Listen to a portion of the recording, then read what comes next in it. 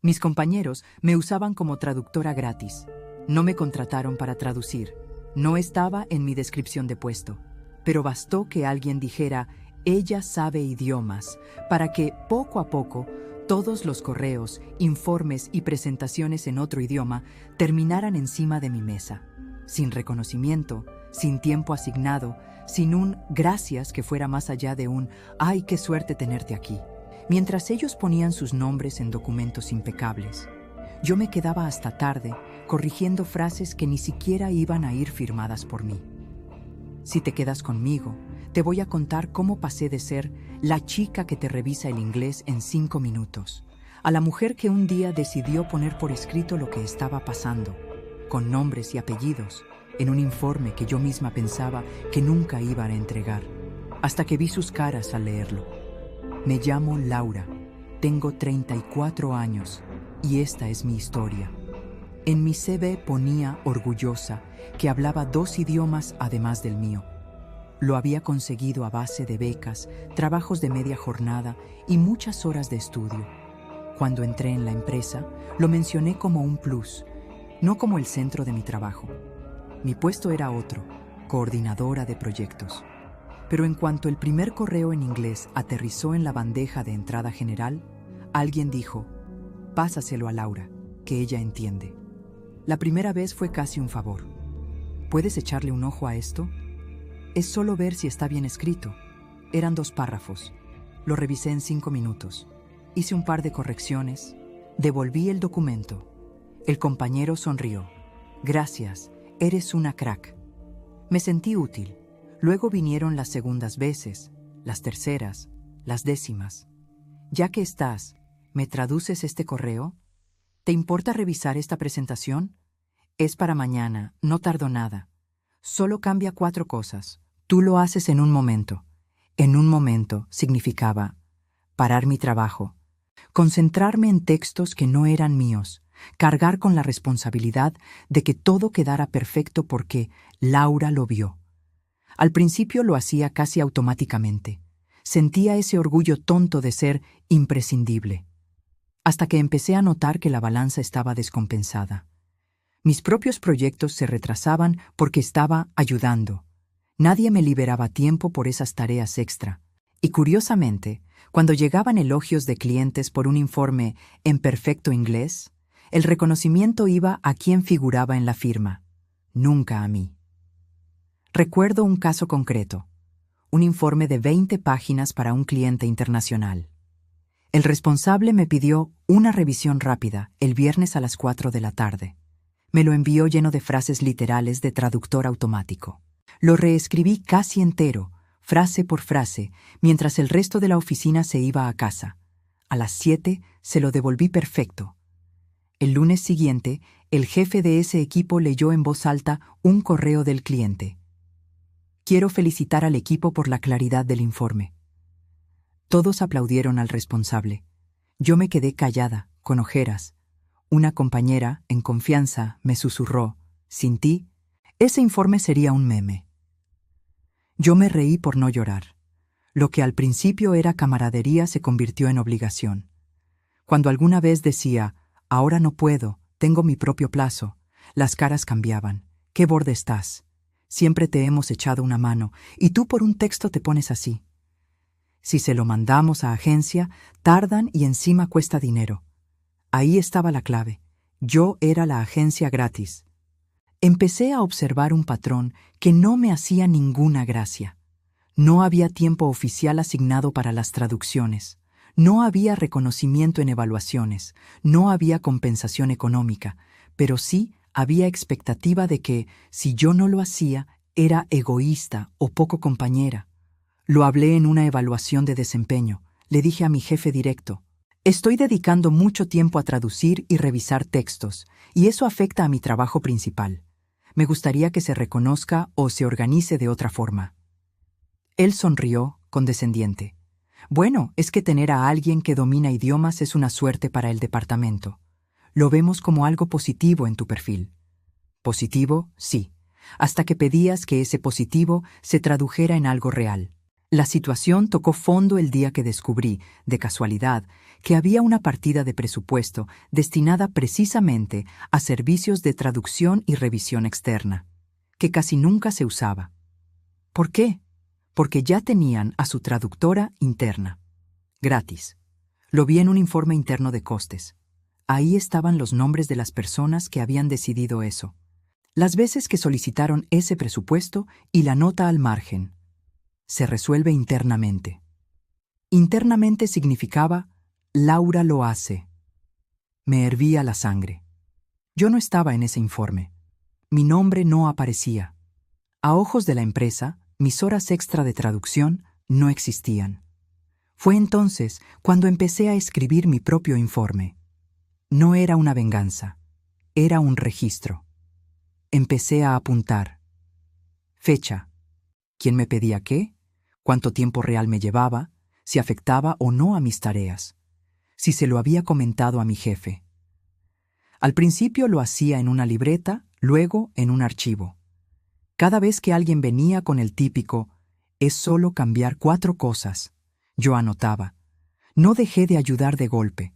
Empecé a documentar el coste real de esa ayuda. Mientras tanto, la empresa hablaba mucho de optimizar recursos, medir tiempos, valorar competencias. Pensé, muy bien, midamos. Un día, Recursos Humanos lanzó una invitación para participar en un proyecto de mejora interna. Querían identificar tareas invisibles, cargas no reconocidas, cosas que se hacían porque sí, pero que nadie contaba. El típico correo que casi todos archivan sin leer. Yo lo abrí y recordé mi archivo. Tardé semanas en decidirme. Tenía miedo. ¿Y si pensaban que me quejaba por tonterías? ¿Y si me ponían la etiqueta de conflictiva? ¿Y si mis compañeros se volvían contra mí por dejarlos mal? Pero también tenía otra cosa. Datos. No era solo una sensación. Eran horas, nombres, correos. Escribí un informe cuidadoso. Expliqué mi rol oficial. Detallé cómo había cambiado en la práctica. Adjunté una tabla con horas dedicadas a traducciones y revisiones en los últimos meses. Calculé el costo aproximado si esas horas se hubieran pagado como servicio externo. Incluí ejemplos de correos donde se veía la dinámica de «tú me lo miras rápido, ¿no?» No acusé a nadie de mala fe. Me centré en el sistema. Cómo el hecho de que yo supiera idiomas se había convertido en excusa para no contratar ni pagar servicios que estaban presupuestados. Al final, añadí algo que me salió del alma. Me gusta ayudar y me gusta usar mis idiomas, pero cuando se convierte en obligación invisible, deja de ser un valor y se vuelve explotación. Lo mandé al buzón del proyecto. Cerré el portátil con las manos sudando. Pensé que quizá no pasaría nada, que se quedaría en una nube de correos que nadie lee. Pero no. Semanas después, me citaron a una reunión con la persona que coordinaba el proyecto y con mi jefe directo. Tenían mi informe impreso, mi nombre arriba, y, debajo, una lista de nombres que no esperaba volver a ver tan pronto. Los de mis compañeros que más me pedían cosas, y el del jefe que había decidido no usar el presupuesto de traducción porque, ¿para qué?, si ya lo tenemos dentro. La conversación fue incómoda. Empezaron con suavidad. Queremos entender mejor lo que has expuesto aquí. Nos parece valiente que lo hayas puesto por escrito. Mi jefe, en cambio, estaba rígido. No había imaginado que sus decisiones aparecerían en un informe así.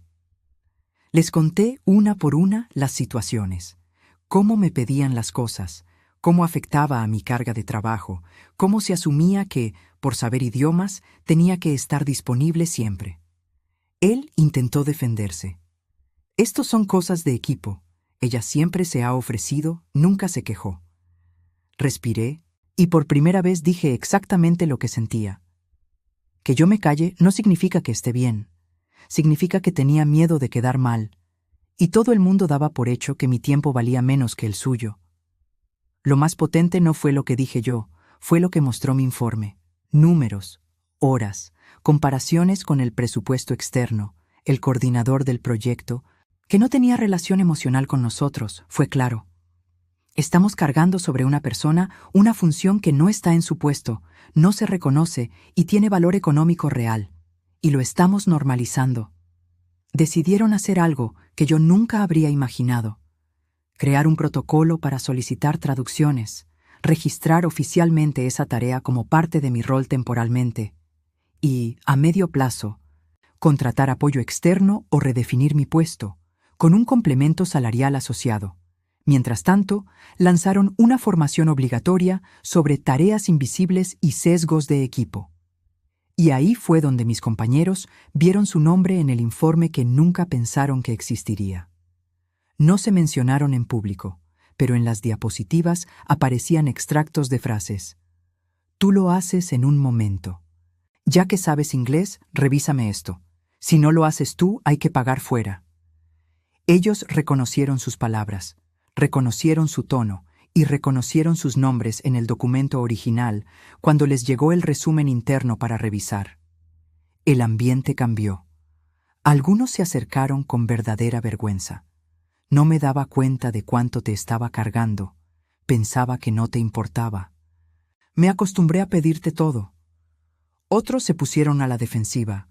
Podrías habérmelo dicho antes. Esto se habla, no se escribe. Nos dejaste fatal. Yo ya no estaba en modo disculpa. Les dije lo que necesitaba decir. Lo intenté hablar. No funcionó. La próxima vez que le pidas a alguien algo en 5 minutos, pregúntate si es parte de su trabajo y si estás dispuesto a hacerlo tú también. Si tú estás escuchando esto y en tu trabajo te han convertido en la traductora gratis, la que sabe Excel, la que hace presentaciones bonitas, la que arregla todo lo digital sin que eso esté en tu rol, sin reconocimiento, sin tiempo, quiero que te quedes con esto. Ayudar no es lo mismo que ser aprovechada. Tu habilidad no es un regalo de uso libre. Tiene valor, tiene costo, tiene límites. No te digo que vayas mañana y entregues un informe con nombres, pero sí que empieces a hacer lo que yo hice antes de llegar ahí. Registra lo que haces, pon tiempos reales, observa patrones. A veces, ver en números lo que sientes en el cuerpo es el primer paso para atreverte a decir hasta aquí. Mis compañeros me usaban como traductora gratis. Yo pensé muchas veces que el problema era mío por no saber decir que no. Y sí, tuve que aprender a poner límites.